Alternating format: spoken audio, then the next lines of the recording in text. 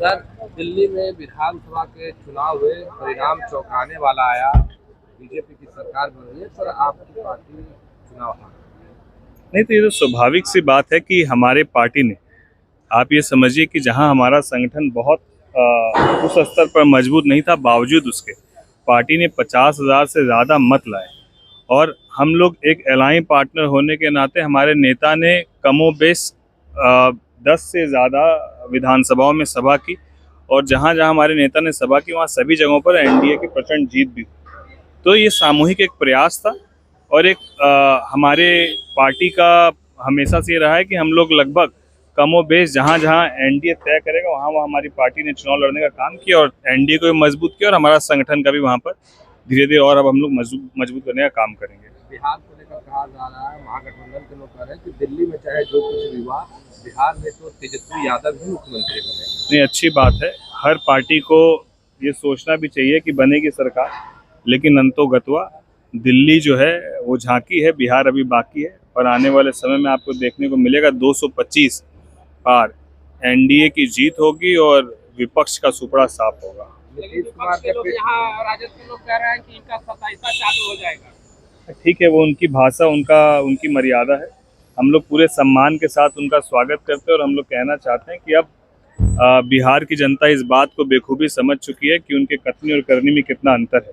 और दूसरी बात, महागठबंधन कितना एक है ये लोकसभा चुनाव के वक्त भी पता चला, दिल्ली में विधानसभा चुनाव में पता चला, और आने वाले समय में जो गठबंधन विपक्ष का है वो गठबंधन रहेगा कि नहीं रहेगा, ये भी आने वाले कुछ समय में आपके सामने स्पष्ट हो जाएगा। नीतीश कुमार के पुत्र निशांत को लेकर कहा जा रहा है कि राजनीतिक एंट्री होगी और हरनौत विधानसभा क्षेत्र के चुनाव लड़ेंगे। युवाओं का स्वागत है, और कोई यदि युवा सकारात्मक सोच के साथ राजनीति में आते हैं तो बिल्कुल उनको आना चाहिए, उसमें क्या दिक्कत है।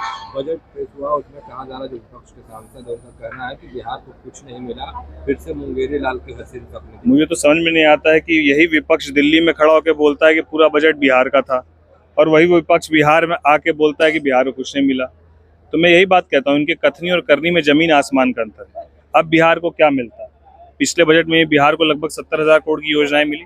इस बार भी मखाना बोर्ड बिहार को मिला, निफ्टिम बिहार को मिला।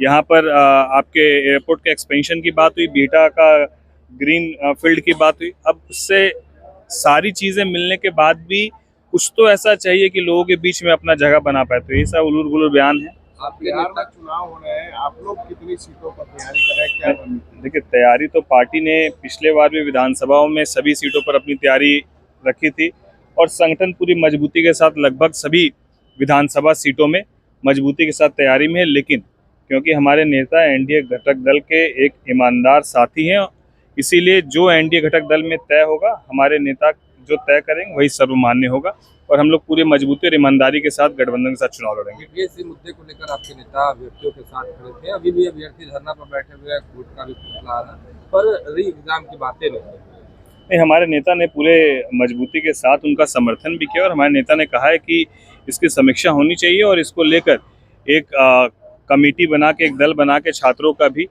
वो मुलाकात करने के लिए उन्होंने उस वक्त भी कहा था। उस पर कुछ बात भी है, उसके बाद आगे क्या हुई हम लोग उस पर देखते हैं।